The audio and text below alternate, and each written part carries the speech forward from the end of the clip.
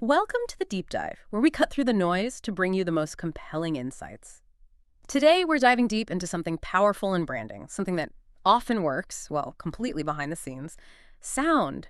Think about it. You're scrolling, maybe a video starts playing automatically, and even before you see a logo, you just know who it is. That little chime you hear when a MasterCard payment goes through.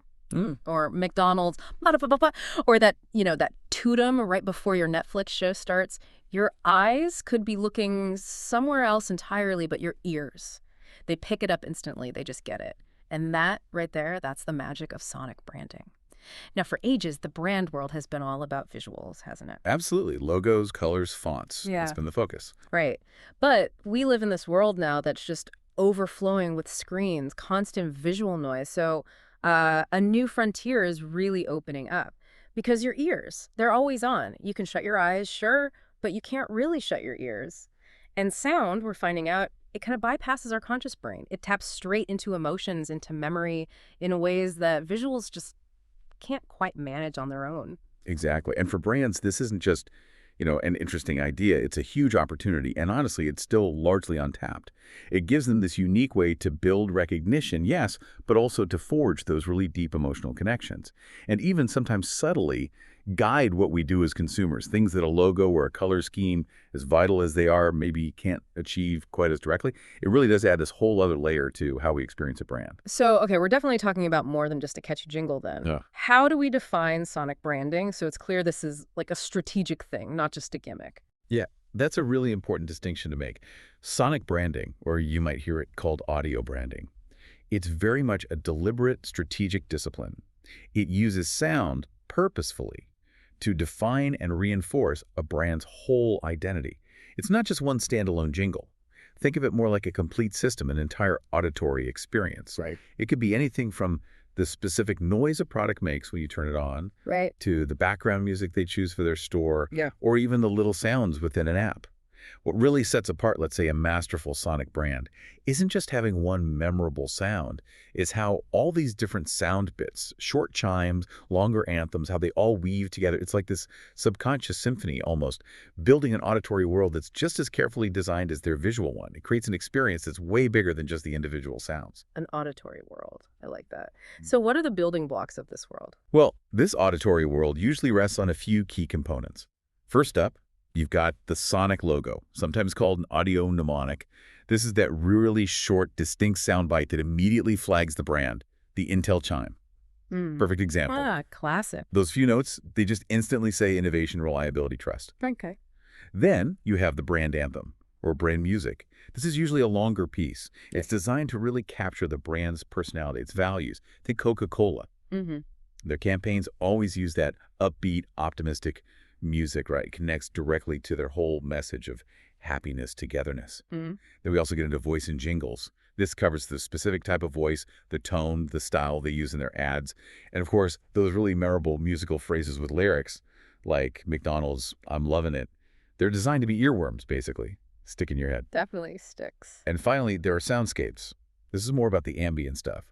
The background sounds and music that set a mood in a physical place, like a shop, Mm-hmm. or even within a digital space, like an app. They enhance the feeling of the place without shouting for attention. They sort of complete the whole sonic picture. Got it. So it's a whole toolkit designed to make a brand instantly recognizable, even if you can't see it, creating this consistent sound that works with the visuals. A full sensory package, really. Okay, so that Netflix totem, I always felt there was something about it. It just hits differently, you know? Yeah. What is it about sound that makes it so effective, so good at getting under our skin? Like, what's actually going on in our brains when we hear these things? That's a great observation, actually. And it takes us straight into the neuroscience. Our brains are just incredibly wired for sound. It's such a primal sense for us. Sound activates multiple parts of the brain, almost at the same time, areas dealing with emotion, with memory, even with motor functions. It's not quite like visual processing, which tends to follow a more, let's say, deliberate pathway. Yeah. Sound can hit the limbic system, our emotional core, almost instantly, pretty much. It creates a much more visceral, gut-level connection. And brands leverage specific psychological principles because of this. First off, there's that incredibly powerful emotional connection. Sound is just a direct line to our feelings. Brands can use specific musical keys, different tempos, certain tones to make us feel excitement or nostalgia, or, importantly, trust. And check this out. A Nielsen study actually found that having a distinct brand sound can boost consumer trust in that brand by up to 63%. 63% just from sound. Wow. Yeah, it's a huge jump, right? Purely through audio cues. Then there's memory and recall. Sounds are fantastic mnemonic devices. They create these little cognitive shortcuts in our brains. A consistent sonic logo or sound cue makes a brand much easier to remember. And what's really mind-blowing is some research from TikTok's marketing science team. Oh, yeah. They found that brand recall is actually 8 times higher when content includes a distinctive brand sound compared to content that just relies on visuals. 8 times. That's massive. It really is. Imagine trying to cut through all the noise online. That's a serious advantage. And it even extends to behavioral influence. The right sounds can subtly but effectively nudge our actions. Ever notice how sometimes the music in a shop is really fast-paced? Yeah, sometimes. Often, that's intentional. It encourages people to move quicker, maybe make more impulsive buys. But flip that, think of a spa. The calm, ambient sounds there, they promote relaxation, people stay longer, maybe spend more. The sound environment literally shapes how we behave in those spaces. Never quite thought of it that way. And maybe the most critical part, faster processing. Our brains process sound way faster than visuals could be, up to 100 times faster. 100 times. Yep. So a well-designed sonic logo can trigger that brand association almost instantaneously, often before we've even consciously registered the logo or the color. So by strategically understanding and using these deep-seated psychological responses, brands can forge a much deeper, more visceral connection. It creates an impact that goes way beyond what just sight alone can do. Those are some genuinely eye-opening insights. Or maybe ear-opening is better. It's so clear sound works on us at this really fundamental level. So let's ground this a bit. What are some real-world examples? Which global brands have really, truly mastered this sonic art? Great question. Okay, let's kick off with MasterCard. When they did that big rebrand back in 2019, they introduced a sonic logo just 3 seconds long, a simple 2-note chime. It plays when a transaction is successful. Now, this isn't just a nice little flourish.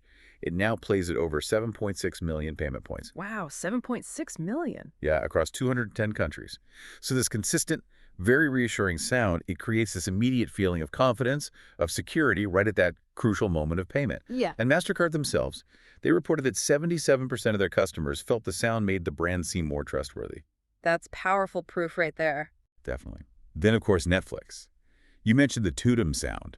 It's got to be one of the most recognized audio mnemonics on the planet right now. Yeah. That short, kind of dramatic sound, it creates this almost Pavlovian response in us viewers. It signals, okay, something new, something original is starting. Yeah, it builds anticipation. Exactly. It's quick, it's powerful, builds anticipation, and reinforces the brand instantly. It's so effective, they even named their big global fan event after it. It's just synonymous with Netflix content now. Makes sense. And look, we absolutely have to talk about Intel. The classic Intel Inside chime, that came about way back in the 1980s, and it's just a phenomenal success story. That 5-note sequence became completely linked with the quality and the innovation of the microchip inside the computer. Right, the chip you couldn't even see. Precisely. It was genius. They took this hidden component, something invisible, and made it audible. And because of that, incredibly memorable and trustworthy, it gave an invisible product an iconic sound that really defined a whole era of computing. Those are definitely heavy hitters. They've clearly figured it out on a global scale. But what about brands operating maybe closer to home for some of our listeners, say in South Asia? How do these big ideas translate? Are there unique challenges or opportunities there, especially in a really dynamic market like, say, Bangladesh? That's a really important point because you're right. The concept is maybe more established in Western markets. But sonic branding is absolutely gaining serious traction across South Asia, and definitely including Bangladesh. You could even argue there were early, maybe unintentional forms of it. Think about the specific tune of Grameen phone back in the day. Oh, yeah. Instantly recognizable. Or even an old Nokia ringtone. Those sounds were instantly known, and they resonated really deeply with a whole generation. Now, fast forward to today's digital world, the landscape is so different. The opportunity for Bangladeshi brands to intentionally use sound to cut through the noise, it's massive. So what might that look like practically? Well, think about telecommunications. Imagine a truly unique sonic logo for a mobile carrier. Maybe it plays subtly when your call connects or when you get an SMS. It would be this constant, almost subconscious brand reminder. Or for e-commerce, a specific sound when your order is confirmed, or maybe when the delivery is on its way. Ah, reinforcing that positive feeling. Exactly, reinforcing excitement, reliability, that happy anticipation. And think about banking, Huh. especially with digital finance taking off so quickly. A secure, maybe reassuring tone during a mobile banking transaction, that could build enormous trust, particularly for consumers who are still getting comfortable with digital platforms. For a brand like Bkash, for example, which is so widespread in Bangladesh, Right? Everyone uses it. imagine if they had a unique, reassuring sound for every successful transaction. That sound could become just as iconic, just as trust-building as the MasterCard chime we talked about. It adds this deeper layer of familiarity and confidence for millions of users. But the key challenge, and also the big opportunity for local brands there, is not just making sounds that are memorable, they need to be culturally relevant. Ah, that's crucial. Yeah, leveraging Bangladesh's own rich musical heritage, its unique rhythms, its melodies. That's where the really creative, resonant sound design comes in. Sound that speaks directly to the local ear. That makes perfect sense. It's not just about copying global trends, but finding an authentic local voice. So, okay, for listeners now, professionals or maybe students who are thinking, right, I get it, this is powerful. How do I actually do this? What's the roadmap? Where does someone even start? That's exactly the right question. Because maybe the biggest takeaway here isn't just how to do sonic branding, but realizing it's not really an optional extra anymore. It's becoming fundamental to brand building in this multisensory world we live in. So, if you're ready to jump in, here's a sort of step-by-step approach. First things first, you have to conduct a sonic audit. Basically, you need to listen really carefully to your own brand. What sounds does it already make? Are they consistent? Are they intentional? Or just random? So, like website sounds, hold music. Everything. Website video players, app notification sounds, customer service, hold music, sounds in physical spaces if you have them. Look for gaps where sound should be, and look for inconsistencies where the sounds maybe clash or don't make sense together. This gives you your baseline, your current sound footprint, warts and all. Okay, audit first. Makes sense. Then what? Then you need to define your brand's sound DNA. Just like you have visual brand guidelines, logos, colors, fonts, need sonic guidelines. Ask yourselves, if our brand was a sound, what would it actually be? Is it energetic or calm? Playful or serious? Modern or classic? Warm or maybe more cutting edge? This audio DNA becomes your North Star for every sound decision you make later on. It ensures everything feels authentic and aligned with the core brand personality. So you're giving the brand a voice conceptually even before you create the actual sound. Precisely. Once that definition is solid, then you create a core sonic asset. And maybe start small but impactful. Develop a strong, short sonic logo. Key things here. Simple, memorable, and flexible. Needs to work across different platforms, right? On social, in an app, maybe a TV ad sting. And test it, presumably. Absolutely. Test it rigorously with your target audience. Does it actually evoke the right feelings? Does it connect with the brand attributes you defined in your DNA? Don't just assume. Get that feedback and refine it. Got your core asset. Now integrate consistently across all channels. This step is so critical. Consistency is everything. Your sonic logo needs to show up wherever your brand is heard. TV, radio, podcasts, social media videos, apps, maybe even in-store announcements. Repetition builds recognition. Exactly. The more people hear your sound associated with your brand in different places, the stronger that mental link becomes. And remember that stat. Research suggests ads with sonic branding cues are over 8.5 times more effective than ads using only visuals. 8.5 times. That's a massive difference. It really underscores the power of integration. Finally, step 5. Measure the impact. Don't just launch your sound and, hope for the best. Track its effectiveness. You can use things like brand recall surveys or people remembering your sound. Monitor social media mentions and sentiment, and where possible, try to link it back to business results. Look at sales data. Look at engagement metrics. See if the audio strategy is actually impacting the bottom line. So treat it like any other marketing investment with KPIs. Precisely. It's not just art. It's science, too. And some studies suggest a really well-crafted audio strategy can improve return on ad spend by as much as 24%. It pays to measure. It's incredibly clear that this audio revolution isn't just on the horizon, it's well and truly here. I mean, with podcasts booming, smart speakers in every home, voice assistants everywhere, it's becoming absolutely essential for brands to figure out how to make themselves truly heard. Sound just offers this direct line to our emotions, to our memories. It creates a depth of connection that, while visuals alone, no matter how stunning they are, just can't quite replicate. Which really raises an important question, doesn't it?